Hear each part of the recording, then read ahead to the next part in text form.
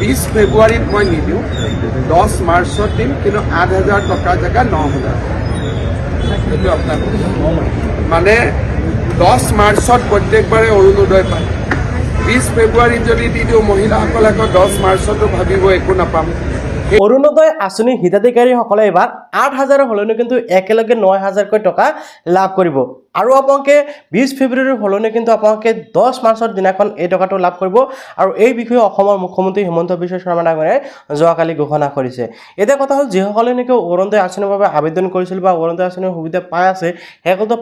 সেইসকলে 10 ফেব্ৰুৱাৰীৰ দিনাখন 9,000 টকাটো লাভ কৰিব। এতিয়া কথা হ'ল, বহুত সংখ্যক মানুহ এনেকুৱা আছে যিসকলে এতিয়ালৈকে অৰুণোদয় আঁচনিৰ বাবে আবেদন কৰা নাছিল। এনেকুৱা বহুত সংখ্যক মানুহ আছে যিসকলে নেকি অৰুণোদয় আঁচনিৰ বাবে ইতিমধ্যে আবেদন কৰিছিল, কিন্তু সেইসকলৰ নাম এতিয়ালৈকে লিষ্টখনত অন্তৰ্ভুক্ত হোৱা নাই। চ' আপোনাৰ নামো যদি লিষ্টত অন্তৰ্ভুক্ত হোৱা নাই বা আপুনি এতিয়ালৈকে অৰুণোদয় আঁচনিৰ বাবে আবেদন কৰা নাই, তেনেক্ষেত্ৰত আপোনালোকে নতুনকৈ কেনেকৈ আবেদন কৰিব পাৰিব সেই বিষয়ে জনাম। তো ফ্ৰেণ্ডসকল, প্ৰথমতে আপোনালোকে সংগ্ৰহ কৰিব লাগিব অৰুণোদয় আঁচনিৰ ফৰ্মখন। তো প্ৰথমতে আপোনালোকক অৰুণোদয় আঁচনিৰ ফৰ্মখন সংগ্ৰহ কৰিব লাগিব, তাৰপিছত ফিল আপ কৰিব লাগিব, তাৰপিছত জমা দিব লাগিব। তো ফৰ্মখন কেনেকৈ ডাউনলোডিং কৰিব পাৰিব বা ক'ৰ পৰা লাভ কৰিব সেইটো মই অলপ পিছত জনাই দি আছোঁ। তাৰ আগতে আৰু এটা কথা মই আপোনালোকক ক্লিয়াৰ কৰি দিব বিচাৰোঁ যে বৰ্তমান সময়ত কিন্তু সকলো ঠাইতে অৰুণোদয় আঁচনিৰ বাবে আবেদন প্ৰক্ৰিয়া চলি থকা নাই। এতিয়া আপুনি যিখন ঠাইত বসবাস কৰে, আপোনালোকৰ পঞ্চায়তৰ আণ্ডাৰত এতিয়াও অৰুণোদয় আঁচনিৰ ফৰ্ম জমা লৈ আছে নে নাই, সেই বিষয়টো আপুনি ফাৰ্ষ্ট টাইম এবাৰ কনফাৰ্ম কৰিব লাগিব। যদি লৈ আছে, তেনেক্ষেত্ৰত আপোনালোকে অৰুণোদয় আঁচনিৰ ফৰ্মখন ফাৰ্ষ্ট টাইম মোৰ ভিডিঅ'টো ডিছক্ৰিপশ্যনত দিয়া লিংকৰ পৰা আপোনালোকে ডাউনলোডিং কৰিব। মোৰ টেলিগ্ৰাম চেনেল বা হোৱাটছআপ চেনেলতো হয়তো আপোনালোকে লিংকটো পাই যাব, তাৰ পৰা আপোনালোকে ডাউনলোডিং কৰিব। ডাউনলোডিং কৰাৰ পিছত আপোনালোকে প্ৰিণ্ট আউট কৰাই লৈ আপোনালোকে অৰুণোদয় আঁচনিৰ ফৰ্মখন ফিল আপ কৰিব লাগিব। তো অৰুণোদয় আঁচনিৰ ফৰ্ম কেনেকৈ ফিল আপ কৰিব লাগে, অলৰেডি মই কেইবাটা ভিডিঅ'ত আগতো দেখুৱাইছোঁ যে অৰুণোদয় আঁচনিৰ ফৰ্মখন কেনেকৈ ফিল আপ কৰিব লাগে। যেনক মই জাষ্ট সেই আগৰে ভিডিঅ' এটা প্লে কৰি দি আছোঁ, আপোনালোকে জাষ্ট এতিয়া চাই লওক যে কেনেকৈ অৰুণোদয় আঁচনিৰ বাবে ফৰ্মখন ফিল আপ কৰিব পাৰি। অৰুণোদয় 3.0ৰ এপ্লিকেশ্যন ফৰ্মখন আপোনালোকে কেনেকৈ ফিল আপ কৰিব, এতিয়া মই আপোনালোকক ষ্টেপ বাই ষ্টেপ দেখুৱাম। আপোনালোকে ভিডিঅ'টো সম্পূৰ্ণকৈ চাব। লগতে যদি আপোনালোকৰ এই ফৰ্মখনৰ প্ৰয়োজন হয়, তেনেক্ষেত্ৰত নিশ্চয় ভিডিঅ'টোৰ কমেণ্টত জনাই দিব। আৰু ভিডিঅ'টোৰ শেষত মই আপোনালোকক জনাম যে আপোনালোকে ফৰ্মটো কেনেকৈ লাভ কৰিব বা ক'ত পাব। এতিয়া চাওক, ফৰ্মখন আপোনালোকে কেনেকৈ ফিল আপ কৰিব লাগিব। প্ৰথমতে ওপৰৰ ফালে দেখিবলৈ পাব এপ্লিকেশ্যন ফৰ্ম অৰুণোদয় 3.0।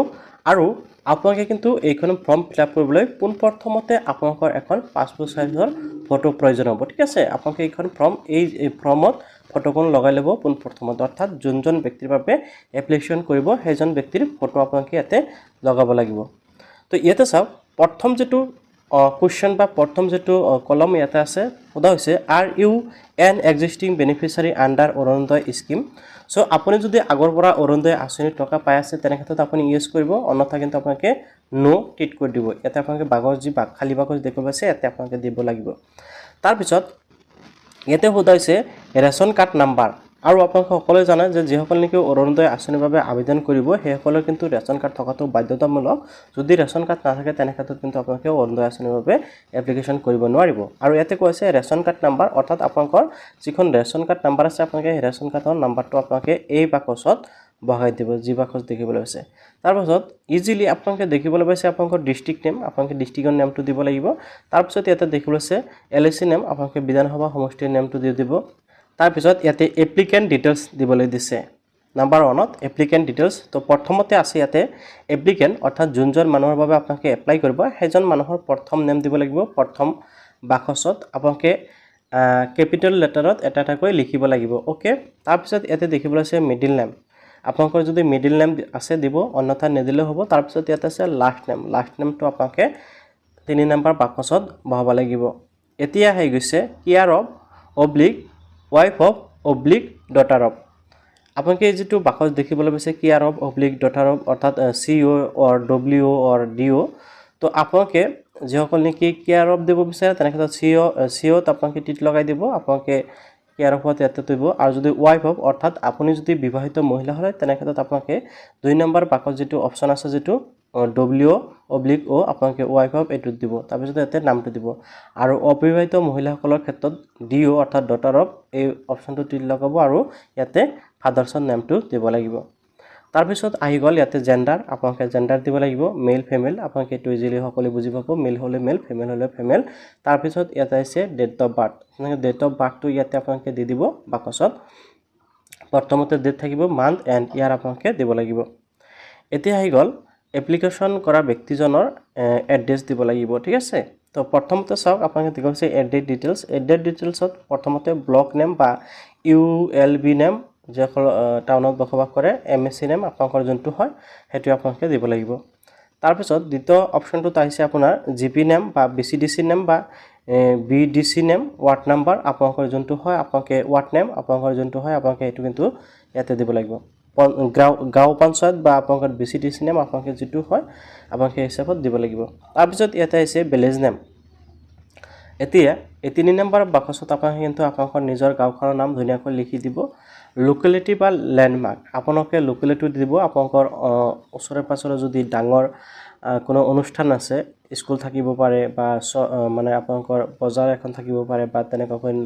মন্দিৰ থাকিব পাৰে মছজিদ থাকিব পাৰে যি আছে আপোনালোকে এইটো ইয়াতে ল্যান্ডমাৰ্ক হিচাপে দিব বা আপোনালোকৰ যদি তেনেকুৱা ৰাস্তা পথ থাকে পথৰ নাম দিলেও হ'ব তাৰপিছত আছে মোবাইল নাম্বাৰ ইয়াতে আপোনালোকৰ মোবাইল নাম্বাৰ দিব যোনজনৰ বাবে এপ্লিকেশ্যন আছে মোবাইল নাম্বাৰটো দিব আৰু মোবাইল নাম্বাৰটো যেটো নেকি মোবাইল নাম্বাৰ চলি আছে হোসল মোবাইল নাম্বাৰ এটা দিব তাৰপিছত ইয়াতে আহি গ'ল পিন কোড আপোনালোকে সকলোৱে পিন কোডটো জানে এণ্ড ইয়াতে হাউচ নাম্বাৰ দিব লাগিব আৰু শেষত আপোনালোকে দেখুৱাইছে পুলিচ ষ্টেচন আৰু আপোনালোকৰ শেষত থানাৰ নামটো আপোনালোকে বহাই দিব ওকে তো প্ৰথম পেজত এইখিনি ডিটেইলছ দিব লাগিব আৰু দ্বিতীয় পেজত কি দিব লাগিব সেইখিনি দেখুৱাই আছোঁ আপোনালোকে দ্বিতীয় পেজত কিছু ডিটেইলছ দিব লাগিব যিসমূহ আপোনালোকে ভালকৈ বুজি লৈ তাৰপিছত দিব 3 নম্বৰ দেখিবলৈ আছে প্ৰায়োৰিটি হাউস হোল্ড ইয়াতে দেখিবলৈ আছে প্লিজ টিক দিব লাগিব অৰ্থাৎ আপোনালোকে ইয়াতে টিক দিব লাগিব তো এই যে অৰুণোদয় আঁচনিৰ বাবে আবেদন কৰিব ইয়াতে কিছুমান মানে কেটেগৰি দি আছে এতিয়া আপুনি যে অৰুণোদয় আঁচনিৰ বাবে আবেদন কৰিব আপুনি কোনটো কেটেগৰিত পৰে বা আপুনি কোনটো কেটেগৰিৰ পৰা বিলং কৰে আপোনালোকে কিন্তু ইয়াৰ পৰা হেতু সিলেক্ট কৰিব লাগিব ঠিক আছে ইয়াৰ পৰা এই যে বাকচ দেখিবলৈ আছে কেইবাটা অপচন আছে ইয়াৰ পৰা আপোনালোকে যিকোনো এটা দিব পাৰিব ইয়াতে প্ৰথমটো আছে উইন্ডো S45+ তাৰপিছত আছে দিব্যাংগজন উইন্ডো মানে আপোনালোকে জানে বিধৱা মহিলা আৰু দিব্যাংগজন মানে যিসকল নেকি কোনা কুৰা লেংৰা আছে সেইসকলৰ তাৰপিছত ইয়াতে আছে ডাইভোৰ্স ওমেন S45+ আৰু যিসকল নেকি ডাইভোৰ্স হোৱা মহিলা আছে সেইসকলৰ 3 নম্বৰ অপচন তাৰপিছত আছে ওমেন AAY বেনিফিচিয়াৰী অৰ্থাৎ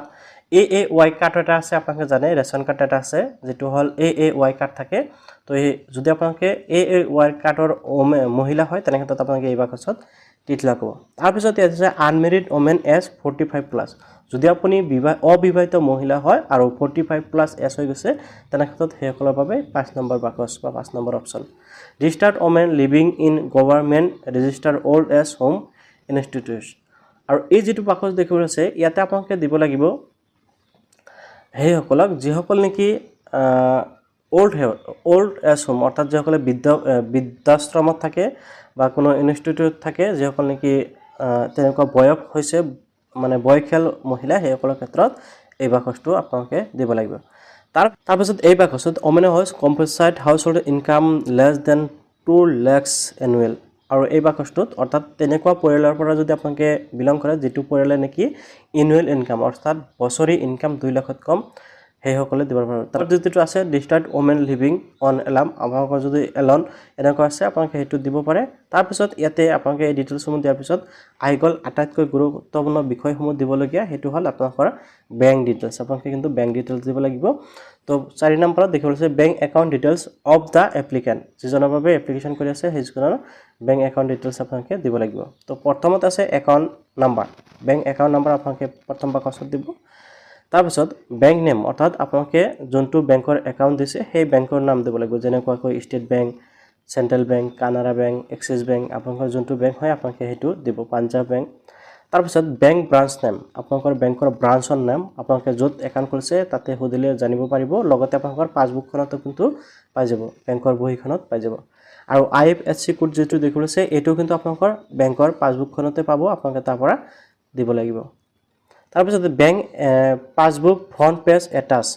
আপোনালোকৰ যিখন কি বেংক পাছবুক আছে সেইখন আপুনি ফটোষ্টেট কৰি এইখন ফৰ্মৰ লগত গাঠি দিব বিচাৰে নাই অৰ্থাৎ এটাচ কৰিব বিচাৰে নাই আপোনালোকে কি কৰিব ইয়েস কৰিব আৰু আপোনালোকৰ বেংকৰ পাছবুকখন কি কৰিব ফটোষ্টেট মাৰি দি দিব ঠিক আছে আপোনালোকৰ ক্ষেত্ৰত বহুত ভাল হ'ব আৰু ইয়াতে এটা 5 নম্বৰত কনসাৰ্ন এণ্ড সেলফ ডিক্লাৰেশ্যন আছে ইয়াতে কিন্তু আপোনালোকক কোৱা হৈছে যে আপোনালোকৰ আধাৰ কাৰ্ডৰ সৈতে মোবাইল নম্বৰ যিখন লিংক আছে বা বায়োমেট্ৰিক কিন্তু আপোনালোকে দিব লাগিব তো এটো পিছত ল'ব ইয়াতে চাওক মাই আধাৰ নাম্বাৰ ইজ ইয়াতে এই যে বাকচ দেখিবলৈ আছে ইয়াতে কিন্তু আপোনালোকে আধাৰ কাৰ্ডৰ নাম্বাৰ দিব লাগিব তাৰপিছত ইয়াতে দ্বিতীয় নম্বৰ আৰু এটা কনচেপ্ট আছে য'ত কৈছে আপুনি এজন ভোটাৰ হয় নে নহয় আপোনালোকৰ ভোটাৰ আইডি কাৰ্ডখন লাগিব আৰু মাই ইপিক নাম্বাৰ অৰ্থাৎ আপোনালোকৰ ভোটাৰ আইডি কাৰ্ডৰ নাম্বাৰ এই যেটো দেখিবলৈ পাইছে বাকচ ইয়াতে আপোনালোকে দিব লাগিব ঠিক আছে তাৰপিছত ইয়াতে সেলফ ডিক্লাৰেশ্যন সাইন আপোনালোকে দেখিব আছে ইয়াতে আপোনালোকে ইয়েস কৰিব বাকচত ইয়েস কৰিব আৰু আপোনালোকে ডিক্লাৰেশ্যন নিশ্চয় দেখিব আছে সো এই যে বাকচ দেখিবলৈ পাইছে ইয়াতে কিন্তু আপোনালোকে কি কৰিব লাগিব সিগনেচাৰ কৰিব অথবা আপোনালোকে থাম্ব দিব পাৰিব অৰ্থাৎ আপোনালোকে টিপছও দিব পাৰিব তো আপোনালোকে এই দুখন ফৰ্ম ফিল আপ কৰাৰ পিছত আৰু এখন সেলফ ডিক্লাৰেশ্যন ফৰ্ম আছে সেইখনো কিন্তু আপোনালোকে পূৰণ কৰিব লাগিব নিশ্চয় দেখিবলৈ আছে অৰুণোদয় 3.0 সব ঘোষণা ইয়াতে কিন্তু আপোনালোকে যিখন ফৰ্ম দেখিবলৈ পাইছে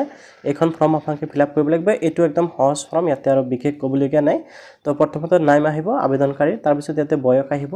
এনেকৈ গাঁৱৰ নাম আহিব ৰেচন কাৰ্ডৰ নাম্বাৰ আহিব এই ডিটেইলছসমূহ আপোনালোকে দিব লাগিব আৰু ইয়াতে যিসমূহ ডিটেইলছ আপোনালোকে দেখিবলৈ পাইছে সেইসমূহ আপোনালোকে দিব লাগিব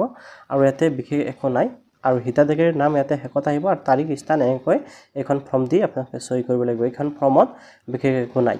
তো আশা কৰিছোঁ আপোনালোকে নিশ্চয় বুজি পাইছে যে অৰুণোদয় আঁচনি 3.0 যিখন ফৰ্ম সেইখন ফৰ্ম কেনেকৈ ফিল আপ কৰিব পাৰিব সো যদি জানিব ভাল পালে নিশ্চয় লাইক কৰিব আৰু চেনেলটো সাবস্ক্ৰাইব কৰিবলৈ পাহৰিব